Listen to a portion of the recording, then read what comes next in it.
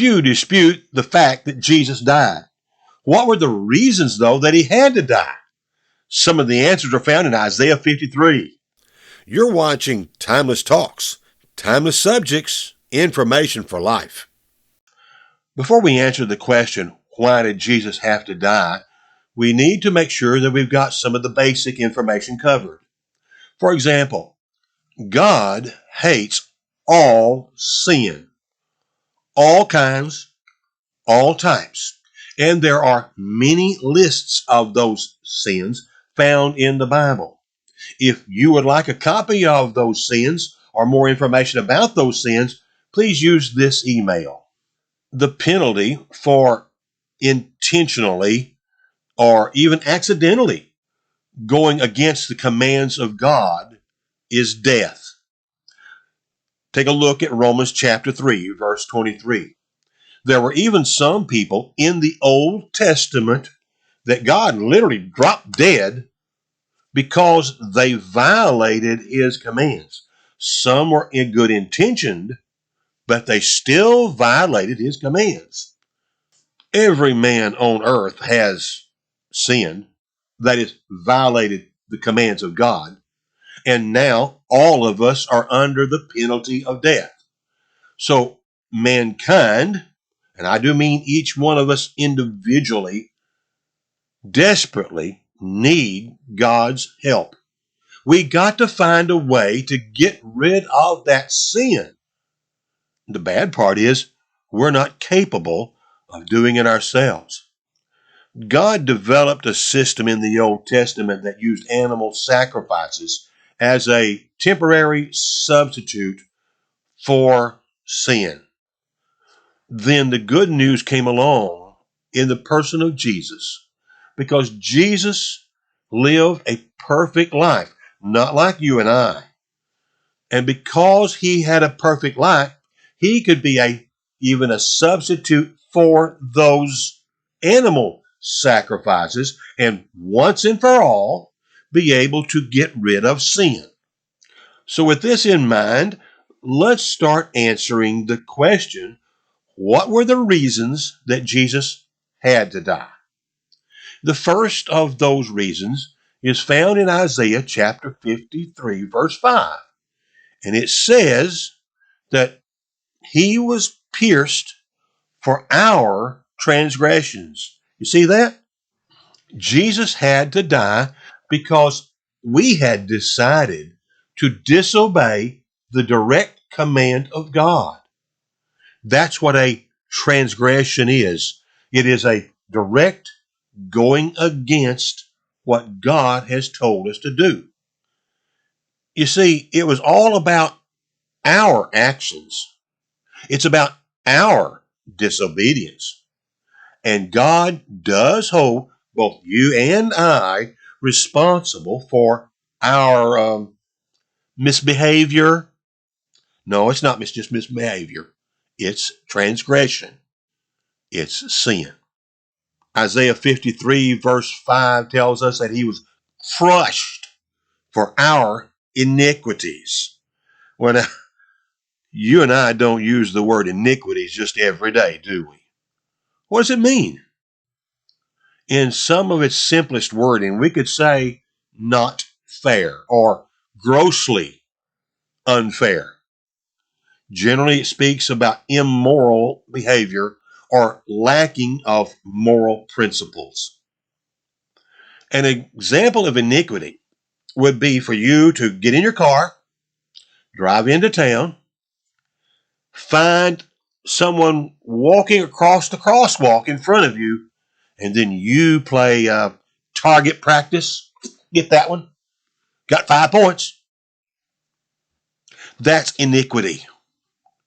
It is unnecessarily endangering people, and that kind of things are immoral. For example, under the current situation, if you knew that you had COVID and yet you now go to any assembly, no matter how large or small or who they are, that would be unnecessarily endangering the health and welfare of other people. That would be an example of being not just. It would be an example of iniquity.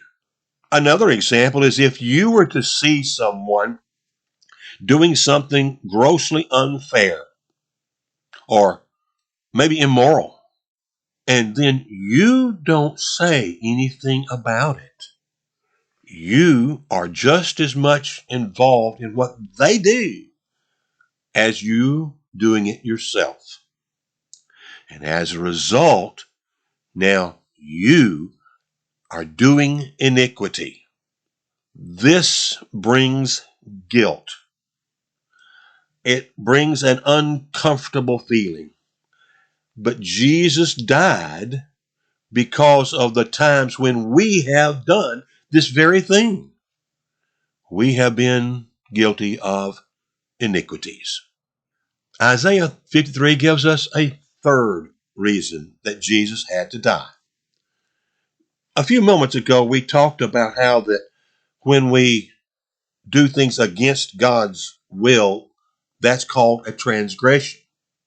The problem comes is in the mentality that causes us to go against God's will, to do those transgressions, the mindset. Let's see if we can simplify that mindset.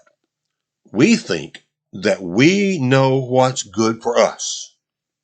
Now, God may have told us to do it a particular direction for our good, and yet we look at the situation and say, no, that ain't true. I need to go this way. I need to go the other direction. What does that mean? I'm butting heads with God? Well, it doesn't have to be that way because you see, this creates an enmity. It makes God our enemy. According to James chapter 4 at verse 4, it makes us opposite to God. It breaks down all the relationship that we've had with God when we oppose and decide for ourselves what we think is best instead of listening to Him and doing what He said. The bad part is we're not capable of reestablishing this peaceful relationship. We just keep on staying God's enemy. But God figured out something, and this is part of the good news of the gospel.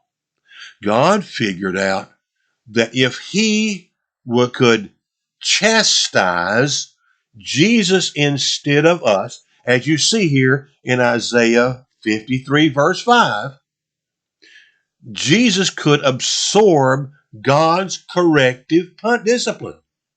Now, understand, this isn't really punishment. It is all about correcting it, trying to get us back in line.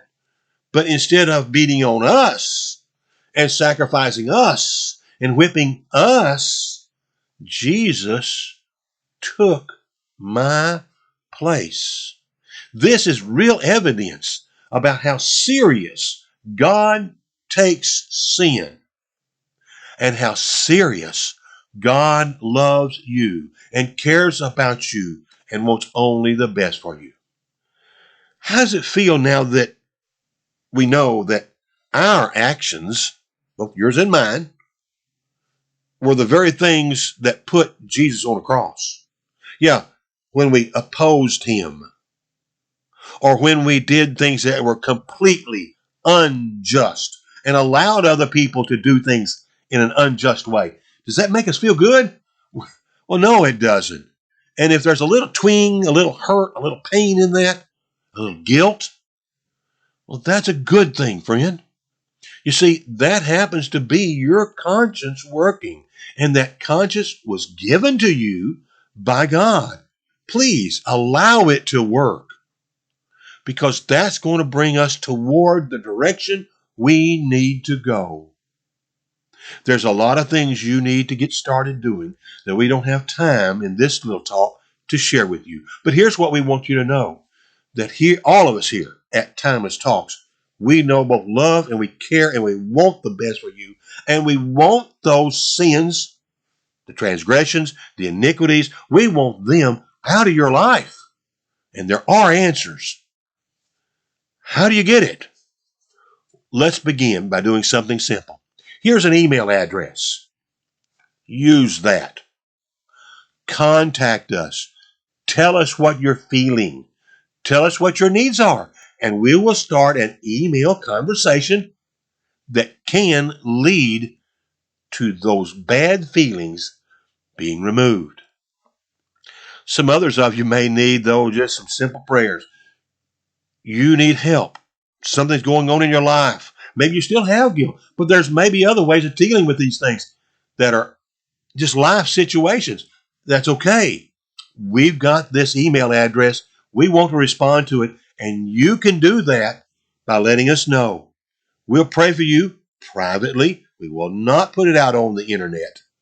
We'll be in contact with you, though, to hopefully find a resolution and be able to help you with whatever needs you have. Maybe you know someone else who needs to watch this video. It's real simple. You know what to do. Somewhere on here, there's a share button, isn't there? Do that. And we certainly would invite all of you to click on that icon that you see now and subscribe to Timeless Talks. We look forward to working with you more. This is only the first video in this series. Number 2 and 3 are coming. Thank you for your time. And until next time, goodbye for now.